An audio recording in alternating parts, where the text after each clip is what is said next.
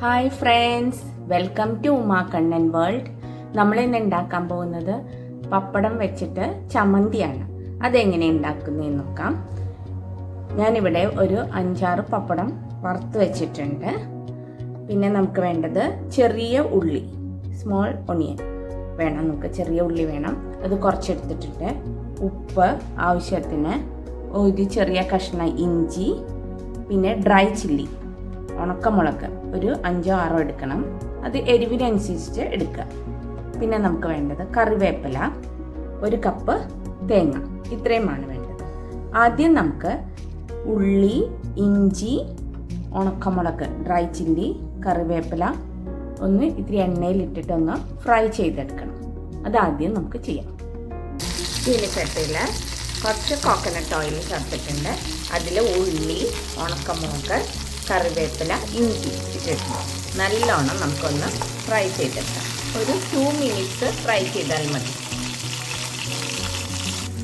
നമ്മുടെ ഉള്ളി എല്ലാം നല്ലോണം ഫ്രൈ ആയിട്ട് വന്നിട്ടുണ്ട്. ഇനി നമുക്കിത് മിക്സിയുടെ ബൗളിലേക്ക് ഇടാം. മിക്സിയുടെ ബൗളിൽ നമ്മൾ എടുത്ത് വെച്ചിരുന്ന 1 കപ്പ് കോക്കനട്ട്, അത് തേങ്ങ ഇട്ടിട്ടുണ്ട്. പിന്നെ നമ്മൾ ഫ്രൈ ചെയ്തെല്ലാം ഇതിലേക്ക് ആഡ് ചെയ്തിട്ടുണ്ട്. ആവശ്യത്തിന് ഉപ്പും ആഡ് ചെയ്തിട്ടുണ്ട്. ഇത് നമുക്ക് നല്ലോണം ഒന്ന് വിപ്പ് ചെയ്ത് നമുക്കൊന്ന് അരച്ചെടുത്തിട്ട് വരാം.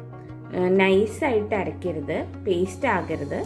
ഒരു ചമ്മന്തിയുടെ ആ ഒരു ഇതിൽ നമുക്കൊന്ന് ക്രഷ് ചെയ്ത് വിപ്പ് ചെയ്ത് എടുത്തിട്ട് വരാം. നല്ലോണം വിപ്പ് ചെയ്ത് എടുത്തിട്ടുണ്ട്. നമ്മുടെ തേങ്ങയും ഉള്ളിയും എല്ലാം ഫ്രൈ ചെയ്തതെല്ലാം നല്ലോണം ഇനി ഇതിലേക്ക് ഒരു ചെറിയ കഷ്ണം വാളംപുളിയും കൂടെ ആഡ് ചെയ്തിട്ട് നമുക്കൊന്ന് ജസ്റ്റ് ഒന്നും കൂടെ നമുക്ക് വിപ്പ് ചെയ്ത് ചമ്മന്തിയുടെ ഇതിലേക്ക് ആക്കിയെടുത്തിട്ട് വരും. നമ്മുടെ ചമ്മന്തി റെഡി ആയിട്ടുണ്ട്. ഇനി ഇതിലേക്ക് നമുക്ക് ഫ്രൈ ചെയ്ത് വെച്ചിരിക്കുന്ന പപ്പടം കൂടെ മിക്സ് ചെയ്യാം. നമ്മുടെ പപ്പടം എല്ലാം മിക്സ് ചെയ്തിട്ടുണ്ട്. ഇനി ഇത് സർവിങ് ബോളിലേക്ക് നമുക്ക് മാറ്റാം. നമ്മുടെ ടേസ്റ്റി ആയിട്ടുള്ള പപ്പട ചമ്മന്തി റെഡി ആയിട്ടുണ്ട്.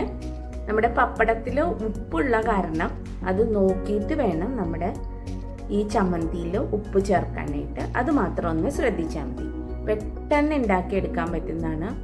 നമുക്ക് ഉച്ചയ്ക്ക് ചോറുണ്ണണ സമയത്ത് ഈ ചമ്മന്തി എല്ലാം ഉണ്ടാക്കി വെച്ചിട്ട് ചോറുണ്ണണ ആ സമയമാകുമ്പോഴത്തേക്കും പപ്പടം ഇതിലേക്ക് മിക്സ് ചെയ്ത് കൊടുത്താൽ മതി.